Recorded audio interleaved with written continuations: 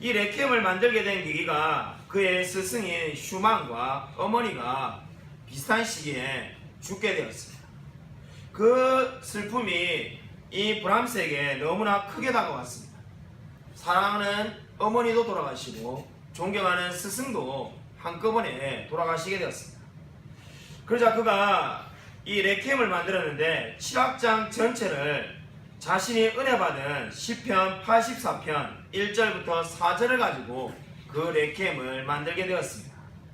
시편 84편 1절은 만군의 여호와여 주의 장막이 어찌 그리 사랑스러운지요라로 말씀이 진행되고 있습니다. 그 말씀을 가지고 이 레퀴엠을 짓게 되었 겁니다. 그가 모든 작곡을 다 마친 이후에 브람스가 친구에게 이렇게 말하였습니다.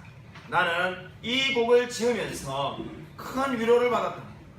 내가 절대로 극복할 수 없을 거라고 생각했던 어머니와 우리 스승의 죽음을 나는 이 작곡을 통해서 이겨내었다라고 그렇게 고백하였습니다. 여러분, 인생에 고난이 다가왔을 때 무엇을 하십니까? 여러분, 인생에 어려움이 찾아왔을 때 여러분은 무엇을 의지하며 살아가십니까? 여러분, 호세아서 5장은 이스라엘이 너무나 어려운 순간에 직면해 있음을 이야기하고 있습니다.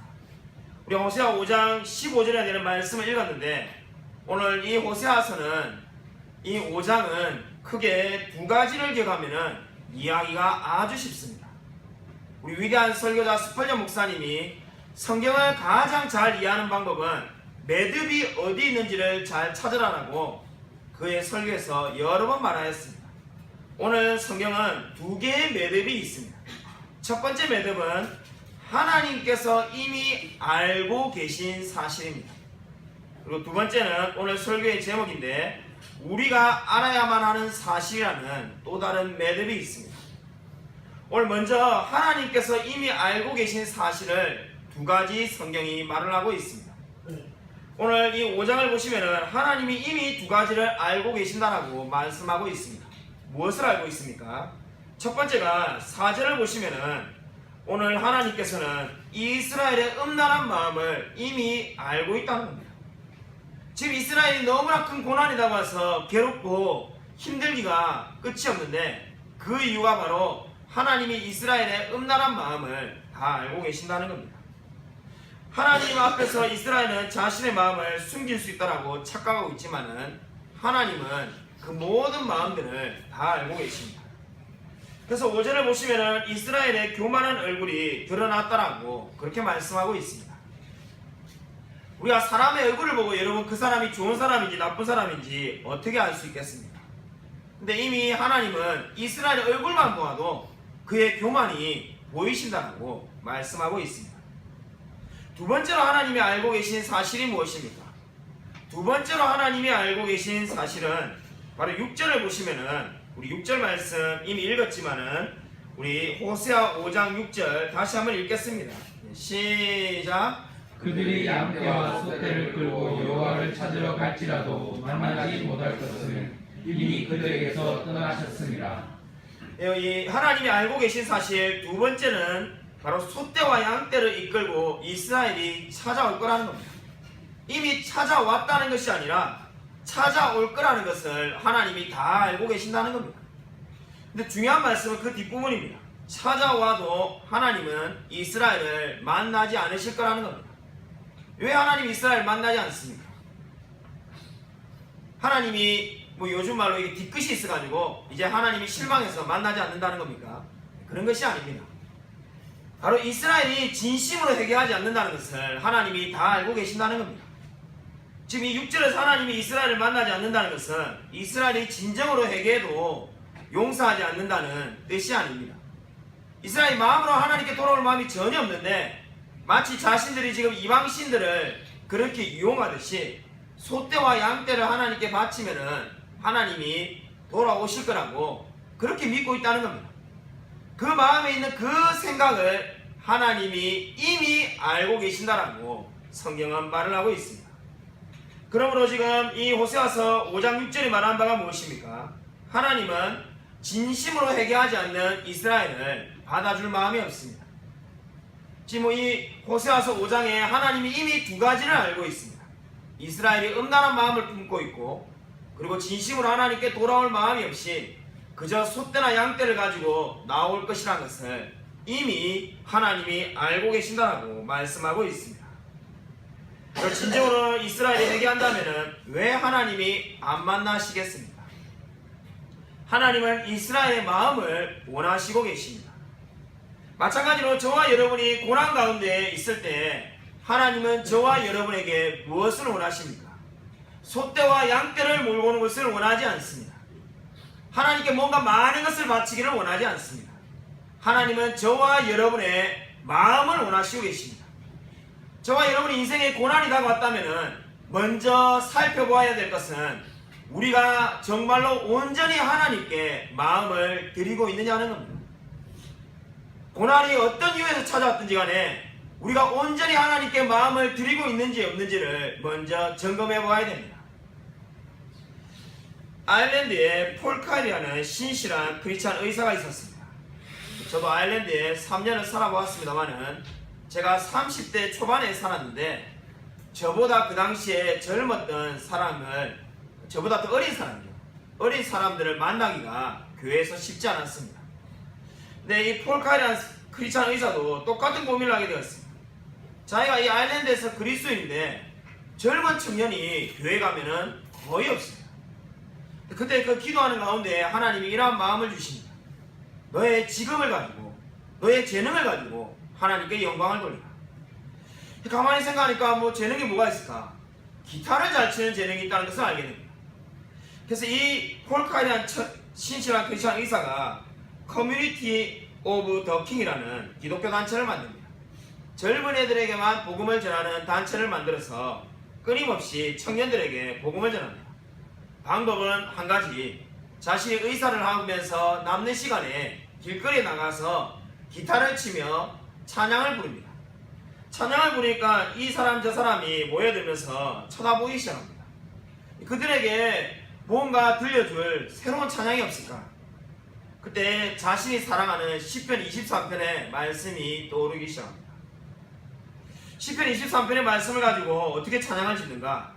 이 찬양을 부르기 시작하는데 즉흥적인 찬상을 이 폴 카일이 만들어서 갑자기 부르기 시작합니다. 전혀 준비되지 않았는데 즉흥적으로 만들었던 그 찬양이 예수 우리 왕이여 이곳에 오셔서 보좌로 임해달라는 그 유명한 찬양을 이 폴 카일이 짓는 겁니다.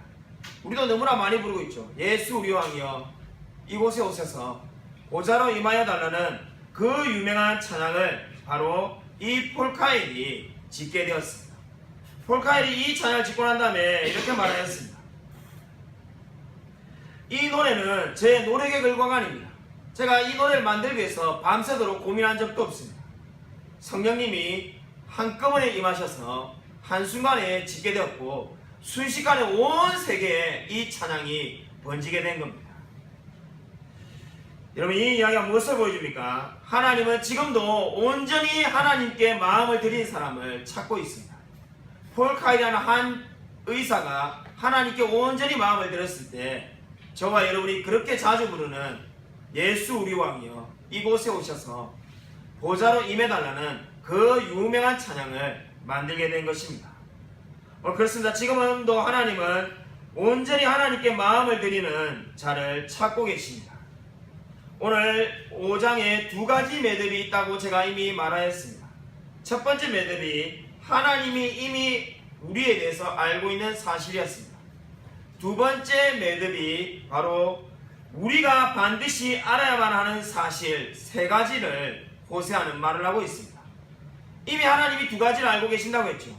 우리의 음란한 마음과 하나님께 진정으로 회개하지 아니하며 나아갈 마음을 다 알고 계신다고 하였습니다. 그럼 우리가 반드시 알아야 되는 세 가지 사실은 무언가? 그 첫 번째가 12절에 나오고 있습니다. 12절 말씀을 같이 한번 읽도록 하겠습니다. 12절 같이 한번 읽겠습니다. 시작. 그러므로 내가 에브라임에게는 종 같으며 유다 족속에게는 썩이는 것 같더라. 12절 보시면은 내가 에브라임에게는 좀 같으며 유다 족속에게는 썩이는 것 같다 이렇게 말합니다. 어떻게 하나님을 좀에다가 비유할 수 있겠습니까? 좀이 뭡니까? 카페트 같은 것을 계속 깔아먹는 것이 좀입니다. 한번 생기면 쉽게 없어지지도 않습니다. 이 번역본마다 조금씩 다르게 번역하고 있는데 어떤 번역본들은 구더기로 좀을 번역하기도 하고 또 다른 번역본은 고름으로 번역하기도 합니다. 어느 번역을 지지하든지 간에 내용은 마찬가지입니다. 좋지 않은 거고 안 좋은 것이 계속 끊임없이 우리를 파고들며 괴롭힌다는 겁니다. 그러니까 이 말씀이 지금 말하는 바가 무엇입니까? 이스라엘이 상처난 사람으로 비유되고 있습니다. 지금 이스라엘은 몸이 상처가 나서 고름이 있거나 지금 굉장히 아픈 상태에 있습니다. 근데 하나님이 어떻게 하신다는 겁니까? 그것을 당연히 낫게 해주실 분이 하나님이라고 이스라엘이 믿고 있는데 더 살을 파고들어가지고 더 힘들게 만드시겠다는 겁니다. 지금 유다 족속에게는 썩이는 것 같도다 이 말이 그냥 쉽게 말해서 살이 썩어져 간다는 겁니다. 그러니까 이 몸에 고름이 생겨가지고 아픈데 더 점점점 썩어져 가게 하게 하시는 분이 하나님이시라는 겁니다. 여러분 그러니까 이스라엘이 고통스러울 수밖에 없습니다. 신앙생활을 하다 보면 이런 질문하는 분들이 있습니다. 제가 죄를 짓는데 회개하지 않으면 어떤 일이 벌어질까요? 그 질문에 대한 대답이 바로 12절입니다. 하나님이 저와 여러분을 더 힘들게 만드실 것입니다. 하나님께서 좀과 같이 썩이는 것 같이 우리의 삶을 점점 더 힘들게 만드실 겁니다. 언제까지 그렇게 하시는 겁니까? 저와 여러분이 회개하며 돌아올 때까지 점점 더 힘들게 만드시겠다는 겁니다. 실제로 바로 이 질문에 대한 우리가 그리스도인이 죄를 짓고 회개하지 않고 더 많은 죄를 지으면 어떻게 되는가? 거기에 대한 해답이 바로 13절에 나오고 있습니다. 13절이 바로 우리가 반드시 알아야만 하는 사실의 두 번째가 되겠습니다. 우리가 반드시 알아야 될 사실 두 번째는 바로 13절인데 에브라임이 아수르에 가서 도움을 청하여도 능히 고칠 수 없을 거라고 말을 하고 있습니다. 이 말씀이 무엇을 의미합니까? 바로 에브라임이 아무리 도움을 이쪽 저쪽에 구해도 해결받을 수가 없다는 겁니다. 그러니까 우리가 반드시 알아야 될 사실 첫 번째는 내가 죄를 지었는데 회개하지 않으면 더 큰 어려움이 온다는 거고, 두 번째 우리가 알아야 될 것이 13절에 있는데 무엇을 의미하고 있습니까? 하나님 외에 그 어떠한 도움도 없다는 겁니다. 지금 에브라임은 자기가 믿을 구석인 아수르가 있으니까 안되면 아수르에게 찾아가지라고 생각하고 있지만은 그 누구에게 도움을 청해도 해결이 되지 않을 거라고 말을 하고 있습니다. 여러분 이것입니다. 바로 이 말씀을 여러분 기억하십시오. 우리가 인생의 어려움이 찾아왔을 때 하나님 외에는 우리를 해결해 줄 분이 아무도 없습니다. 여러분 오늘 주보를 보시면은 제가 사랑하는 로이드 존스 목사님의 말씀을 제가 옮겨 놓았습니다. 바로 지금 이 부분에 해당되는 말씀인데, 여러분 로이드 존스 목사님이 이런 말을 하였습니다. 인간에게 제일 중요한 게 무엇인가? 하나님과의 관계이다. 그리고 그 다음부터 하는 말씀을 제가 옮겨 놓았습니다. 구걸하는 사람이 찬밥, 부드러운 밥 가린 걸 본 적이 있냐는 겁니다. 당연히 없죠. 지금 3일 굶어가지고 배가 고픈 사람이 찬밥, 부드러운 밥 가리겠습니다. 바로 그런데 복음이 뭐라는 겁니까? 자신이 그런 구걸하는 처짐을 깨닫게 만드는 것이 복음이라는 겁니다. 이것을 깨닫지 못하면 그리스도인이 되지 못한다는 겁니다. 자신의 호주머니에 도움받을 수 있다고 생각하는 여러 다른 신들, 영적 지폐를 가지고 있다면 그 사람은 그리스도인이 될 수 없다는 겁니다. 바로 구원을 어떻게 만든다는 겁니까? 내가 구걸하는 처지에 놓였다는 것을 알고 하나님 앞에 무릎을 꿇어야만 하는 것입니다. 오늘 지금 13절이 말하는 바가 바로 이 내용을 말하고 있습니다. 에브라임은, 이스라엘은 하나님 앞에 무릎을 꿇어야만 했습니다. 주님, 제가 죄인입니다. 이 고난이 나로 인하여 오게 되었습니다. 주님 용서해 주셔서 이렇게 나오기를 하나님이 원하고 있습니다. 근데 지금 에브라임은 어떻게 생각합니까? 이 로이드 존스 목사님의 표현대로 하면은 호주머니에 다른 영적인 지폐를 가득 가지고 있습니다. 내가 어려우면 아수르에 찾아가면 되지. 그래도 전쟁이 어려우면 애굽에 찾아가지. 뭐 도움받을 때 많은데 뭐가 걱정이야? 바로 그 상태가 자신을 지금 깨닫지 못하고 있다는 겁니다. 구걸하는 처지에 놓여 있다는 것을 이스라엘이 깨달아야만 했습니다. 내가 하나님의 은혜가 아니면 살아갈 수 없는 상태라는 것을 알아야만 했습니다. 그것을 모르기 때문에 끊임없이 계속해서 고난이 이어져 오고 있습니다. 여러분, 인생의 가장 큰 문제가 무엇입니까? 여러분, 인생의 가장 큰 문제는 고난이 찾아왔다는 데 있지 않습니다. 여러분, 고난이 없는 사람은 아무도 없습니다. 인생의 가장 큰 문제는 고난 가운데 하나님만을 의지하지 않는 것이 가장 큰 문제입니다. 오늘 이스라엘 백성도 마찬가지입니다. 고난이 온다고 해서 문제될 게 없습니다. 만왕의 왕이신 하나님을 믿고 있는데 뭐가 문제가 되겠습니까? 근데 정말로 문제가 되는 것은 그들이 바로 하나님을 의지하지 않고 다른 것을 의지하기 때문에 문제가 되는 것입니다. 이번 주에 개척을 앞두는 한 분이 목사님이죠. 전화가 와서 저하고 통화했어요. 그분이 전화를 하자마자 아니 어떻게 저보고 2년 전에 생개척을 했냐고 하면서 자기는 상가를 알아보러 다니다가 포기했다는 거예요. 왜 포기했습니까? 하니까 뭐 상가가 월세가 싸봐야 250만원 심지어 300만원씩 하는데 자기랑 함께할 사람도 아무도 없는데 어떻게 하겠냐. 제가 기도하면서 저처럼 좀 싼 곳을 찾아서 하시라고 하니까 싸도 월세가 100만원 된다 하더라도 100만원 또 어떻게 내겠냐 하면서 본인이 그냥 개척하는 사람이 같이 할 사람이 없으면은 죽어도 안 하기로 결심했다. 자, 설득하려고 자 이렇게 말을 하였습니다.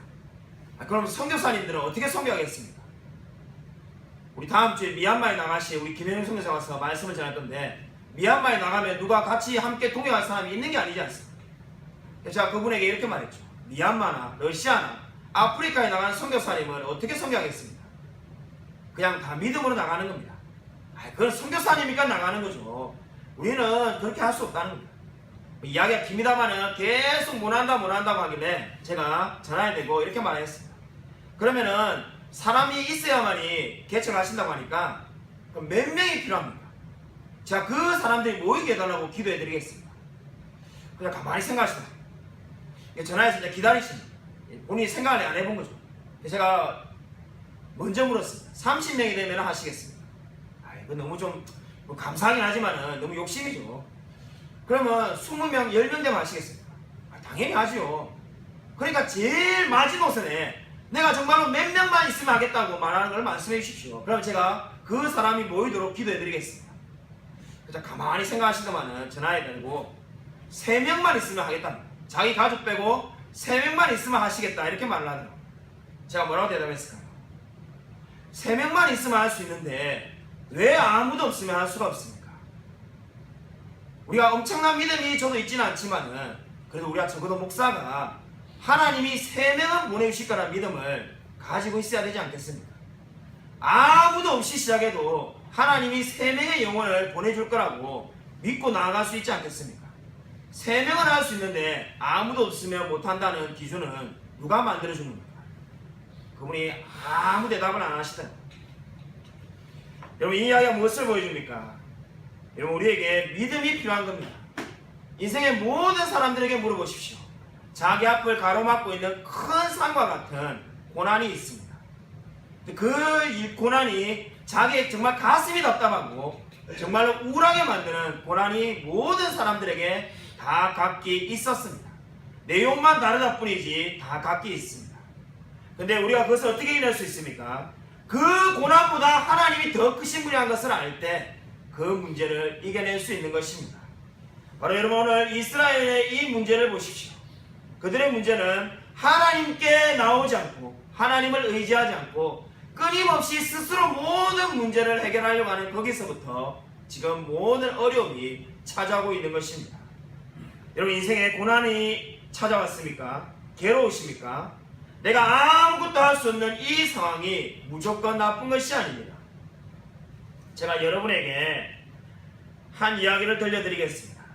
최근에 한국에 책이 번역되었습니다. 감사하게도 미네르바 구타펠이라는 우리 한국의 초기의 선교사님이 쓴 책이 있는데 The Happiest Girl in Korea라는 영어 원제입니다.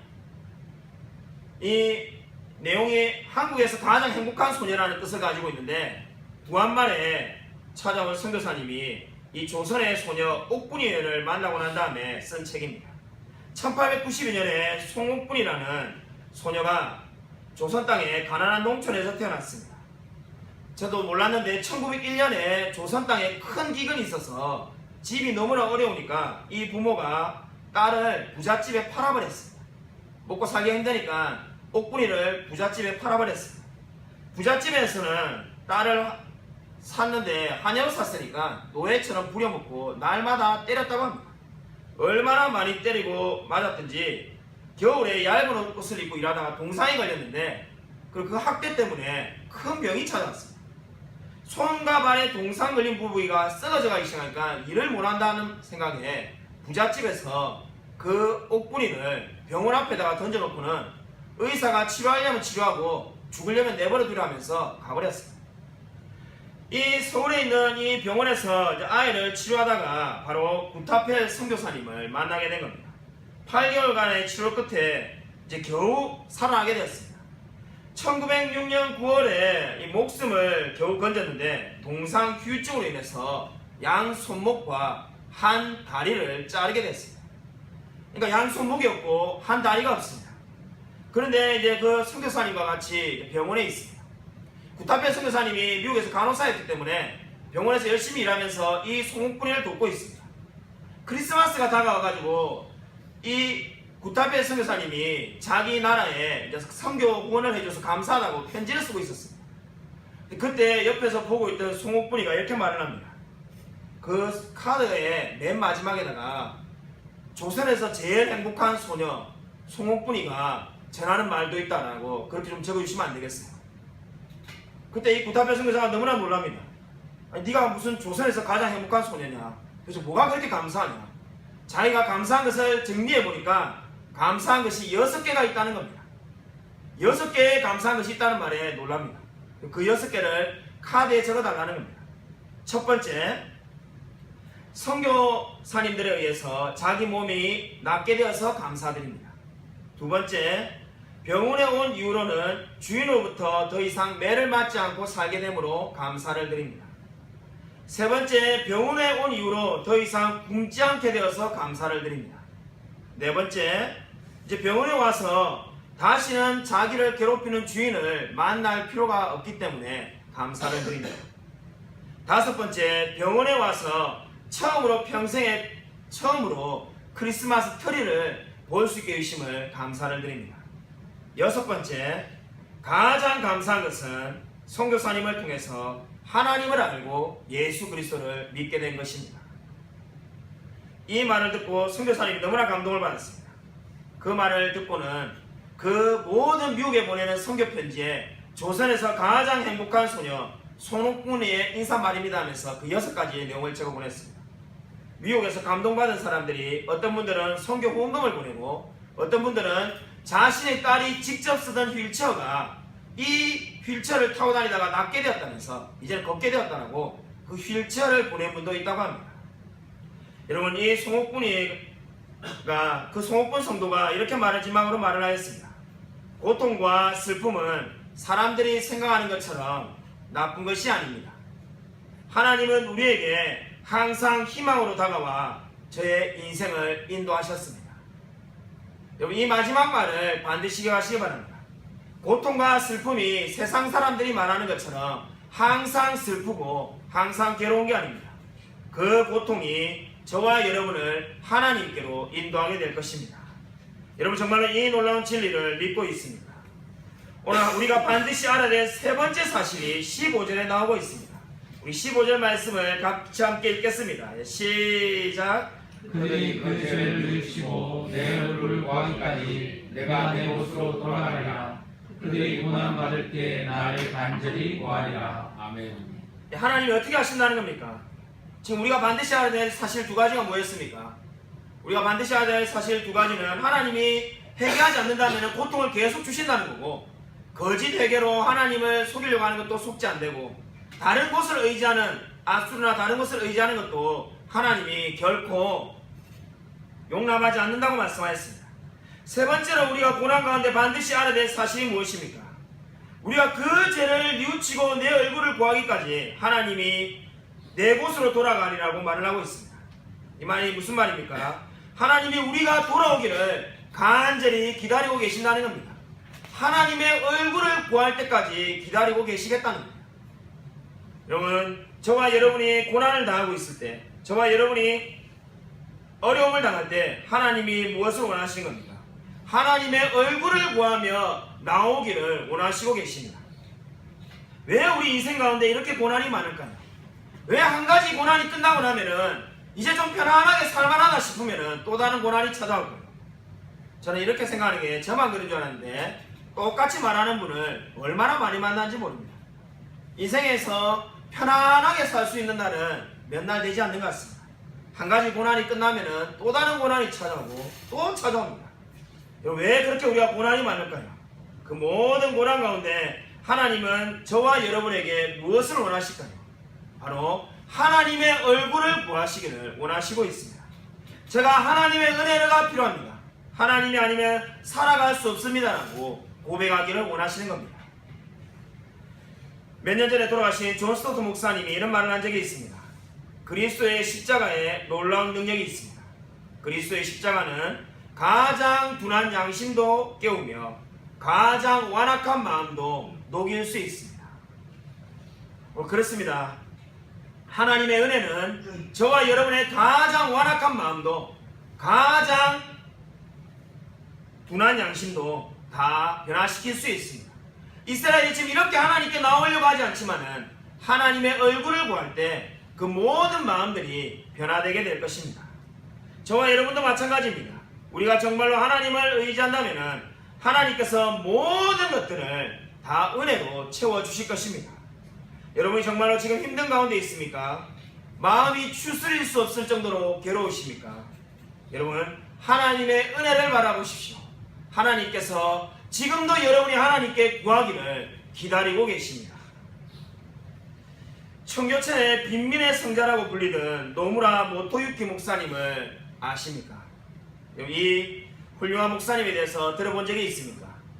노무라 모토유키 목사님은 5살 때 아버지를 여의고 친척집에서 외롭게 살았습니다. 그가 감사하게도 기독교인이 되어서 신앙생활을 하게 되었습니다. 수의 대학 시절에 한국 유학생을 만났는데 그 유학생으로부터 한국인들이 너무나 힘들고 어렵게 살고 있다는 것을 1960년대에 알게 되었습니다. 그리고는 그것이 그 모든 고통들이 자신의 고통으로 느껴져서 1968년에 노무라 씨가 한국에 들어오게 됩니다. 이 노무라 모토유키 목사님이 한국에 들어와서 보니까는 너무나 한국이 가난하고 특별히 청계천의 빈민천에 너무나 가난한 촌을 만나게 되었습니다. 1974년 김진홍 목사님을 알게 되어서 청계천의 빈민가의 한 집을 이 노무라 모토유키 목사님이 방문했을 때 이야기입니다. 이 방에 이렇게 앉아있는데 갑자기 옆방에서 우 하는 소리가 들리는 겁니다. 우 소리가 뭔가? 소름 소리도 아니고 우 하는 소리가 들리는데 뭔가 싶어서 옆방에 갔는데 불을 켤 수가 없었습니다. 컴컴한데 누군가 사람이 있는 것 같은데 너무나 무섭게 깜깜해 있어서 다가가 보니까 한 소녀가 죽어가고 있는데 상처가 너무나 심하게 났는데 그 상처에 파리가 구더기를 다 나와가지고 그 구더기가 살을 파먹고 있었습니다. 우하는 소리가 무슨 소리인가 했더만은 파리떼가 몰려다니면서 그 소녀에게 계속 구더기를 낳고 알을 낳고 구더기는 살을 파먹는 거죠.